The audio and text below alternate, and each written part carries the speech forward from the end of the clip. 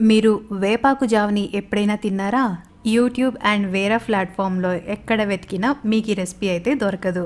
చిన్నప్పటి నుండి ఈ జావ తినే అలవాటుంది. అమ్మ అయితే ఖచ్చితంగా నెలకి ఒక్కసారైనా చేసి పెట్టేది. ఇప్పటికి కూడా ఖచ్చితంగా తింటూ ఉంటాం.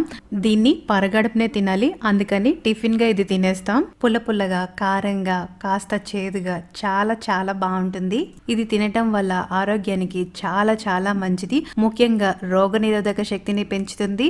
పిల్లలకి కడుపులో ఉన్న నులిపురుగులు పోవటానికి ఇది చాలా ఉపయోగపడుతుంది.